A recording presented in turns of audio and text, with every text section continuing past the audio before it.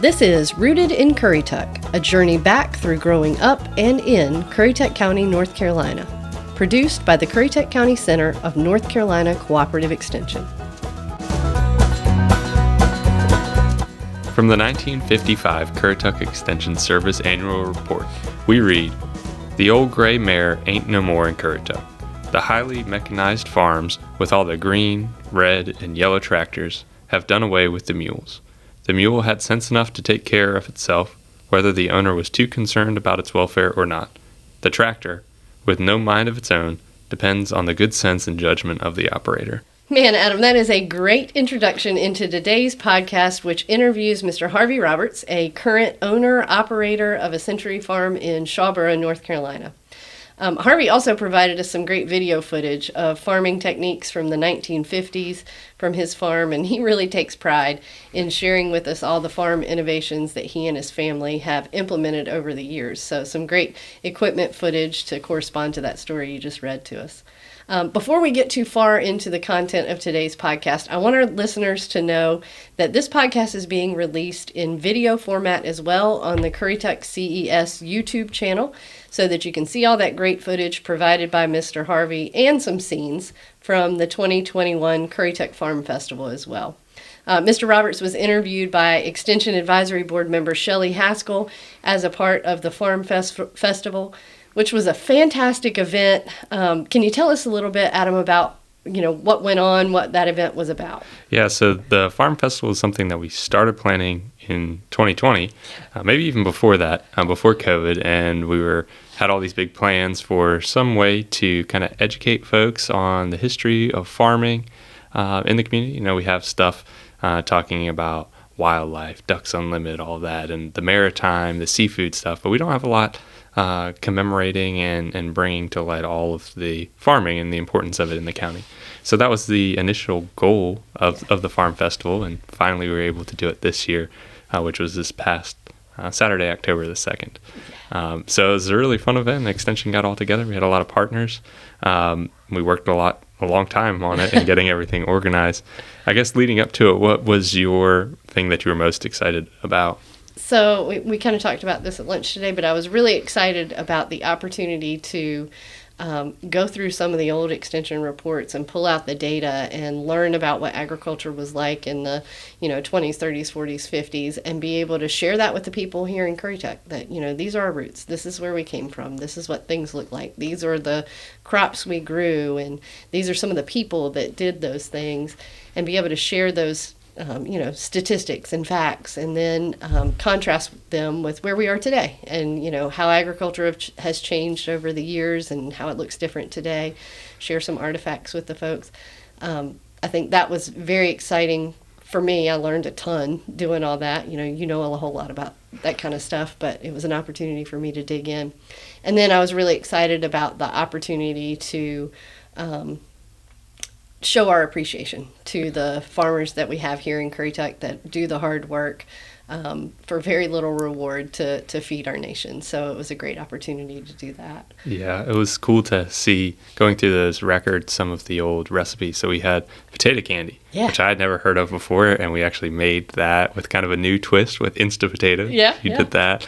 And so we had those samples. We had muscadine grapes, which is kind of a staple in the South, but a lot of folks haven't tried muscadine. So we got Mr. Tommy Grandy, who was the agriculture agent a few years before I was here, and we picked muscadines at his house a couple of days before, and we filmed that video. So it was a lot of fun doing that stuff, all of the prep work that went into it. It was pretty cool. And just being really able to interpret and show people, some people don't know how to eat a muscadine. Well, this is how you eat it, and this is something that's native to this area, and enjoy it and try it. Yeah, that's really cool. And we had a lot of collaborators, like you said, so not just Mr. Tommy. We had Antique Power Association, so they came and they brought all their old equipment, and we had hand shellers for corn and all of that kind of stuff to see how that technology has changed. And we'll kind of get into that in the podcast today. But it's just crazy to see how things went from that to now all tractors have GPS. And we had our combine simulator there too, so folks could see what that looks like. Yeah, it was really cool. And then we had displays from other ag-related organizations that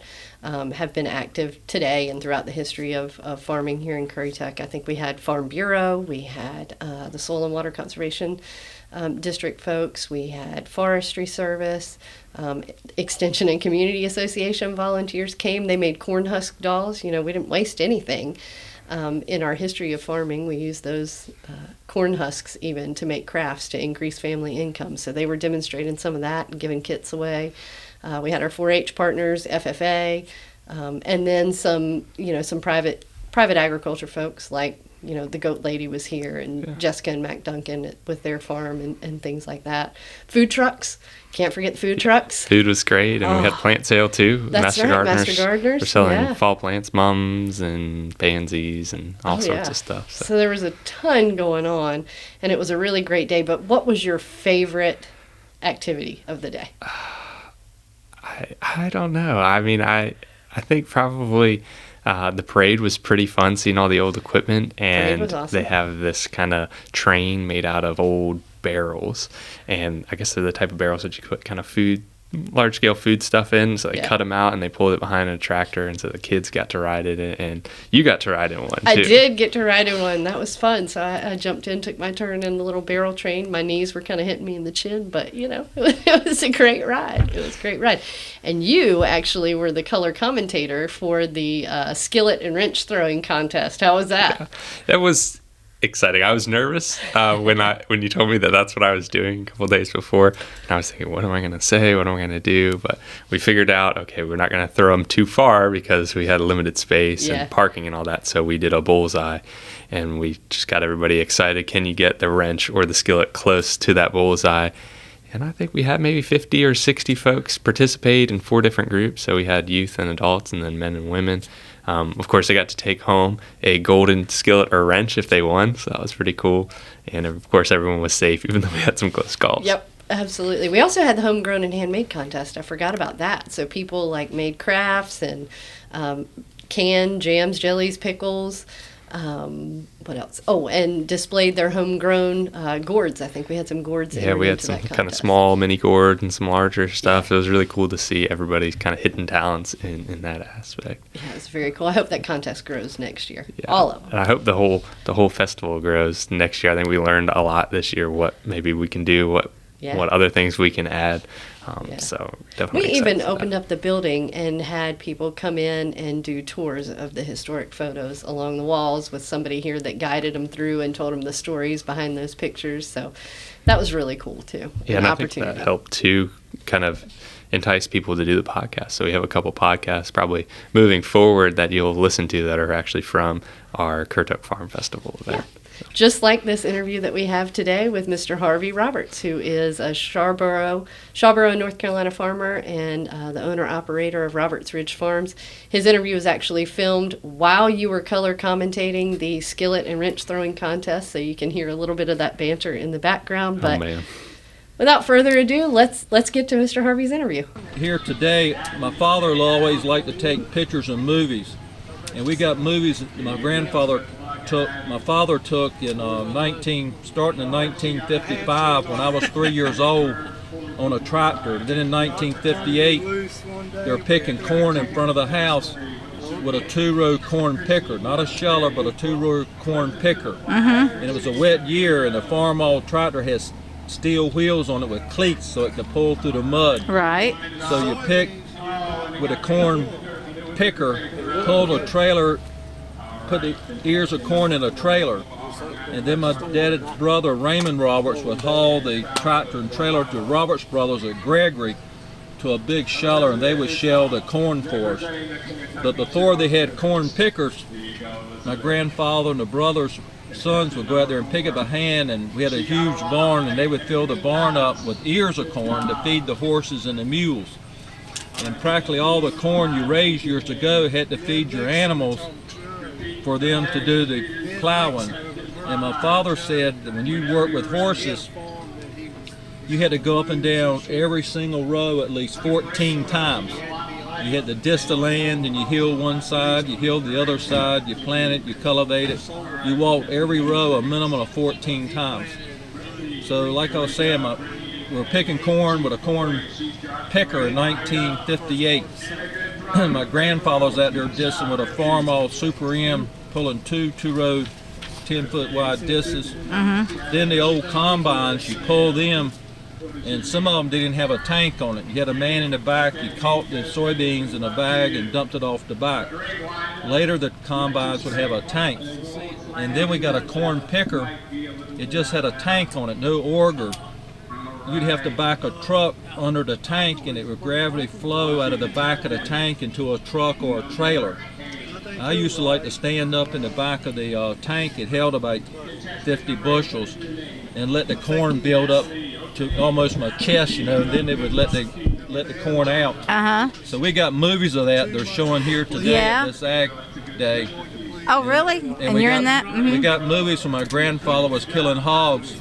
We would kill 12 hogs a year, make the souse, the sausage, rub down the hams and shoulders with salt, and we still have the smokehouse on the property. We still have the big ceramic barrels. You put all the salt and hams in. We still have that. We have the big old wash tub that they wash clothes in and would scald the hogs in. Oh, yeah. So then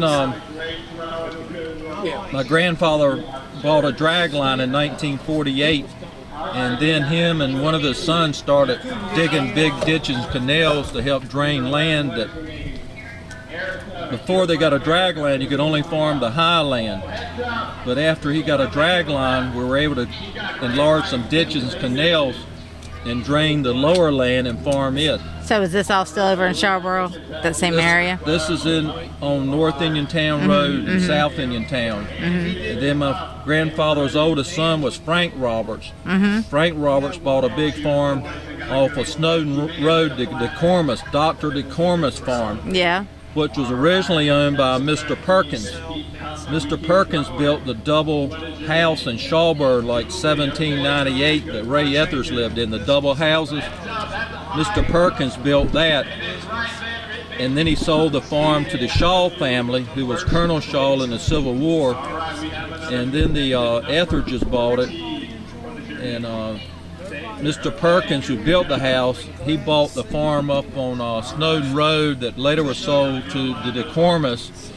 And my Uncle Frank bought the DeCormus farm.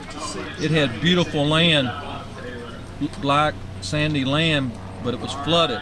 And my grandfather, my Uncle Frank, drained the land and nanced some prime land. And that's what had to happen. A lot of the farmland in Currituck, it had was to be good drained. soil, but it had to be drained to get that good soil. And then, of course, eventually up to Moyock and Oregon Camden, they drained Hales Lake. It's a high water swamp.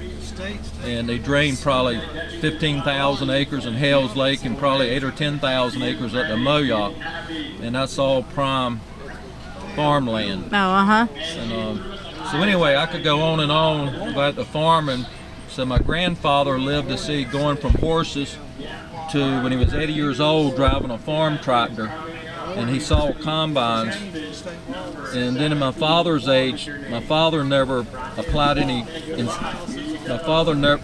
didn't have chemicals and herbicides to control weeds. It wasn't until I started farming in 1971 that we started using herbicides. And my father never applied any herbicides for weed or insect control. I all did that in 1971. Did you always grow corn, or did you grow soybeans? Both? On our farm, my father eventually got rid of all the animals, and I don't have any animals. Take this picture we too. started, me personally, me and my wife got married in 72, and in 73 we started raising strawberries, May peas, field peas, and sweet corn. Oh, We had to let all that go because nobody would get on their hands and knees and pick produce off the ground. So in the last 30 years, we've been growing sweet corn. I grow 45 acres of sweet corn. Right. That I sell to 10 other farm markets in Virginia and on the beach and on the mainland. And because I'm a big wholesaler, our farm market is only open around 40 to 45 days a year Oh, because I have to come in, hit it hard, get in and out. In my particular farm market, 90% of all our produce is raised within 50 miles. I right. get my, I'm the only local produce farmer in Currituck County. My blueberries come a half a mile, my blackberries are 20 miles, my red and white potatoes are grown 5 miles over in Camden. My cantaloupes and watermelons are grown over in Edenton, the Rocky Hawk area, which is about 50 miles. Yeah. And then I grow all the sweet corn.